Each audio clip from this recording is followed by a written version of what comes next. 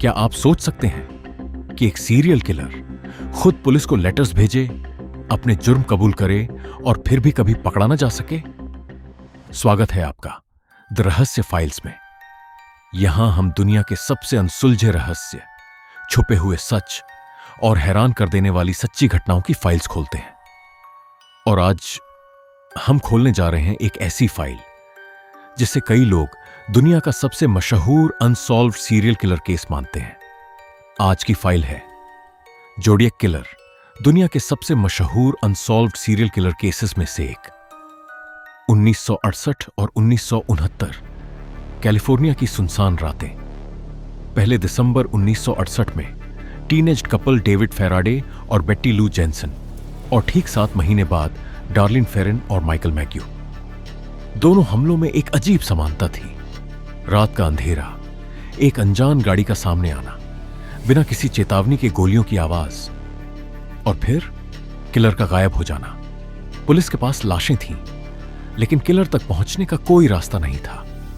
लेकिन फिर केस ने एक ऐसा मोड़ लिया जिसकी किसी ने उम्मीद नहीं की थी।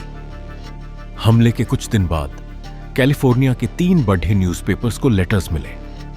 लिखने वाले ने मर्डर्स की जिम्मेदारी ली और ऐसी डिटेल्स बताई जो सिर्फ किलर को ही पता हो सकती थी। लेकिन असली हैरानी उन लेटर्स के साथ भेजे गए एक रहस्यमयी साइफर ने पैदा की। उसकी धमकी साफ थी, अगर मेरा कोड पब्लिश नहीं किया गया तो और लोग मारे जाएंगे। पूरे कैलिफोर्निया में हलचल मच गई। पुलिस, मीडिया और आम लोग सब उस कोड को समझने की कोशिश करने लगे।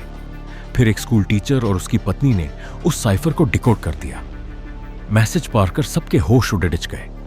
किलर ने लिखा था कि उसे लोगों को मारने में मजा आता है, और वहीं से दुनिया ने पहली बार सुना एक नाम, जोडियक किलर। लेकिन जोडियक सिर्फ मर्डर नहीं कर रहा था, वह पुलिस और मीडिया के दिमाग के साथ खेल रहा था।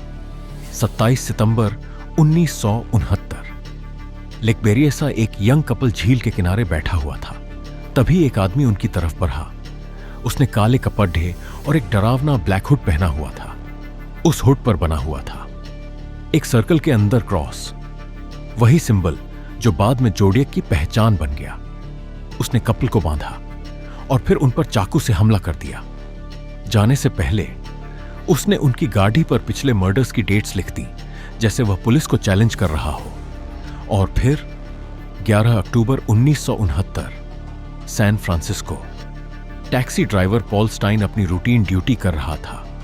कुछ ही देर बाद उसकी गोली मारकर हत्या कर दी गई। इस बार कई चश्मदीद गवाह मौजूद थे। पुलिस को किलर का डिस्क्रिप्शन मिल गया और रिपोर्ट्स के मुताबिक वह उसके बहुत करीब पहुंच चुकी थी। लेकिन एक छोटी सी कम्युनिकेशन एरर के कारण जोडियक एक बार फिर बच निकला। अब तक पूरा अमेरिका डर चुका था। हर कुछ हफ्तों में नए लेटर्स आते, नए कोड्स आते, नई धमकियां आती। एक बार तो उसने स्कूल बसों पर हमला करने की धमकी तक दे डाली। पूरे कैलिफोर्निया में अफरा तफरी मच गई। इन्वेस्टिगेशन सालों तक चलती रही। हजारों लोगों से पूछताछ हुई।